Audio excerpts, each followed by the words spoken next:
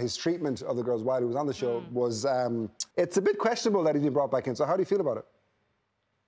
I felt a bit like it's a sort of way of celebrating his behaviour before, which for me was really strange. And then on the other side, I have to just think, well, for producers, he's TV gold because he will cause that controversy that everyone's looking for. It is quite frustrating, though, to see someone like capitalise on their bad boy, you know, image and everything like that, his reputation. But like Enya said, maybe he's going in there playing a different character now. Do you think, though, that it's unfair to other characters from the past that for him to be given that opportunity, seeing that he wasn't very nice in the past?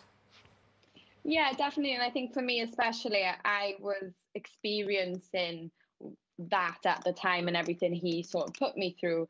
So people kind of forget that there is a real girl behind the TV going through that pain. Yeah, actually, there's a good... So I've always wondered this, and I'm sure there's lots of people that wonder this. How much of what happens on screen is real? I'm sure most of it is. But how much is heightened? You know, so I mean, you know, when we talk about his bad boy behaviour and all the crap that he would have put people through, how much of that is him and how much of that is just for show? In my series, it was quite real. I think we were probably one of the last ones that didn't go in there thinking we were going in there for fame. We were going in for the experience and to meet people and potentially find love. Whether or not it's changed now is another thing, because people know they're going to come out with potentially 1 million followers. I think he's going to be very wary as well of like how he's been perceived after his book, isn't he? Yeah, like what do you think? He knows like what the public will love and what the public will hate now. Like, yeah, I think he's definitely going to be watching himself. There's just, you know, there's a lack of sincerity and genuineness and this and that. I think that's for me. I mean, that's, you can't help but watch this, but then on the other side, it's like, oh, you know, it still is though like a social experiment in a way. That's what it is. Putting people in these really uncomfortable situations, bringing back a bad boy like him, seeing how he might have changed and learned from experiences. I think that's also why he's in there, because he's definitely behaving himself this time. But he has made a beeline for Paige. He's got his eye on Paige. He coupled up with her. For Paige, what do you think she should be aware of when, you know, getting in with the likes of himself? Because he's, you know, he's not the nicest character, is he? No, and it made me laugh because obviously Paige is dark and she's Welsh. Yeah. I was like, she's just my sister, basically. I just want her to sort of use her head and not follow her heart, because he is a charmer. Okay, well, look, Adam's last appearance on Love Island led to Women's Aid releasing a statement after your disagreement with him.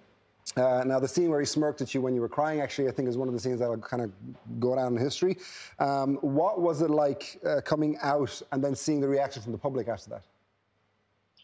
It made me feel so much better. Whilst I was in there, I was just humiliated and embarrassed and hurt and just dealing with somebody that was so cruel towards me. And then to come out and have the support of the public and also Women's Aid was just so comforting. And I knew that it wasn't me and I was okay, sort of thing. Well, actually, on that point, there's been a lot of questions and conversations around the care of the contestants or participants of the show, particularly the aftercare provided by ITV, which has been a huge topic of conversation in the last few years. So we've seen Jacques leaving the villa after a turbulent few days recently. As a former contestant who's been there, how much influence would producers have had on his exit?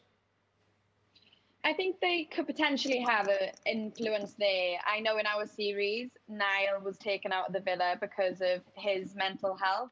And I think if they can see somebody deteriorating, they definitely have a duty of care to step in and suggest that they should go home and go back to their comforts and potentially get some help outside. Okay, and are they still in touch?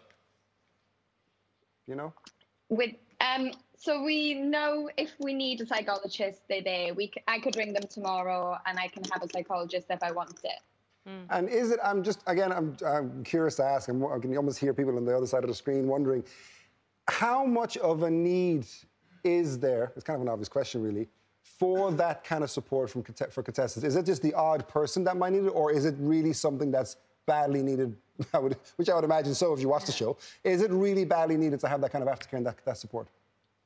I think everybody needs the aftercare. Your life completely changes. And for me in particular, I had a bit of an identity crisis after. I couldn't really remember who I was or where I was kind of going.